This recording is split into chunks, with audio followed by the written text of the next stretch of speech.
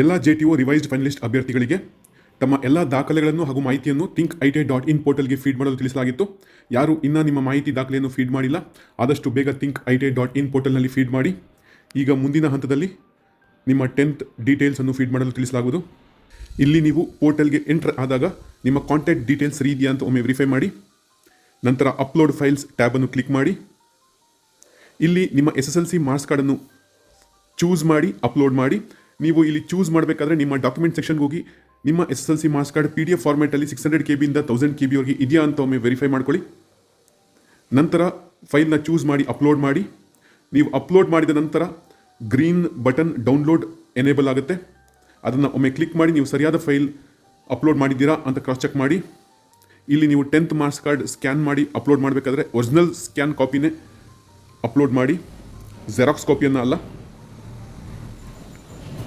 ಈ ರೀತಿ ನಿಮ್ಮ 10th ಮಾರ್ಕ್ಸ್ ಕಾರ್ಡ್ ಅಪ್ಲೋಡ್ ಮಾಡಿದ ನಂತರ ನೀವು 10th ಮಾರ್ಕ್ಸ್ ಕಾರ್ಡ್ ವೆರಿಫಿಕೇಷನ್ಗೆ ಅಪ್ಲೈ ಮಾಡಿದರೆ ಅದರ ಅಕ್ನಾಲೆಜ್ಮೆಂಟನ್ನು ಅಪ್ಲೋಡ್ ಮಾಡಿ. ಅಪ್ಲೋಡ್ ಮಾಡಿದ ನಂತರ ಎಗೇನ್ ಡೌನ್ಲೋಡ್ ಬಟನ್ ಕ್ಲಿಕ್ ಮಾಡಿ ಸರಿಯಾದ ಫೈಲ್ ಅಪ್ಲೋಡ್ ಮಾಡಿದ್ದೀರಾ ಅಂತ ಖಾತ್ರಿಪಡಿಸಿಕೊಳ್ಳಿ.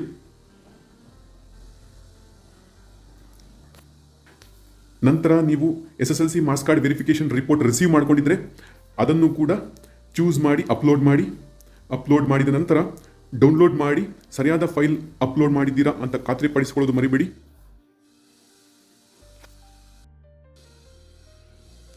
ನೀವು ಬೋತ್ ಲಿಸ್ಟ್ ಅಭ್ಯರ್ಥಿಯಾಗಿದ್ದು ನಿಮ್ಮ ವೆರಿಫಿಕೇಷನ್ ಈಗಾಗಲೇ ಪೂರ್ಣಗೊಂಡಿದ್ದರೆ ಅಕ್ನಾಲೆಜ್ಮೆಂಟ್ ಹಾಗೂ ರಿಪೋರ್ಟ್ ನಿಮಗೆ ಸಂಬಂಧಪಡುವುದಿಲ್ಲ. ನೀವು SSLC ಮಾರ್ಕ್ಸ್ ಕಾರ್ಡನ್ನಷ್ಟೇ ಅಪ್ಲೋಡ್ ಮಾಡಿ. ಇಷ್ಟನ್ನು ಅಪ್ಲೋಡ್ ಮಾಡಿದ ನಂತರ ಬ್ಯಾಕ್ ಹೋಗಿ SSLC ಡೀಟೇಲ್ಸ್ ಟ್ಯಾಬನ್ನು ಎಂಟರ್ ಮಾಡಿ. ಇಲ್ಲಿ ನಿಮ್ಮ SSLC ಟೈಪ್ ಚೂಸ್ ಮಾಡಿ. ಸ್ಟೇಟ್ ಬೋರ್ಡಾ, CBSE ಬೋರ್ಡಾ, ICC ಬೋರ್ಡಾ ಎಂಬುದನ್ನು ಸೆಲೆಕ್ಟ್ ಮಾಡಿ. ನಿಮ್ಮ ರಿಜಿಸ್ಟ್ರೇಷನ್ ನಂಬರ್ ಟೈಪ್ ಮಾಡಿ. Year of pass, marks card number ಹಾಗೂ ನಿಮ್ಮ ಸ್ಕೂಲ್ ಕೋಡ್, ನಿಮ್ಮ ಮಾರ್ಕ್ಸ್ ಕಾರ್ಡಲ್ಲಿ ಇರತಕ್ಕಂತಹ ನಿಮ್ಮ ಸ್ಕೂಲ್ ಕೋಡನ್ನು ಎಂಟ್ರಿ ಮಾಡಿ ಅಪ್ಡೇಟ್ ಡೀಟೇಲ್ಸ್ ಅಂತ ಕೊಡಿ. ನೀವು ಬೋತ್ ಲಿಸ್ಟ್ ಅಭ್ಯರ್ಥಿಯಾಗಿದ್ದು ನಿಮ್ಮ SSLC ವೆರಿಫಿಕೇಷನ್ ಈಗಾಗಲೇ ಪೂರ್ಣಗೊಂಡಿದ್ದರೂ ಕೂಡ ನಿಮ್ಮ SSLC ಡೀಟೇಲ್ಸನ್ನು ಇಲ್ಲಿ ಎಂಟರ್ ಮಾಡಿ.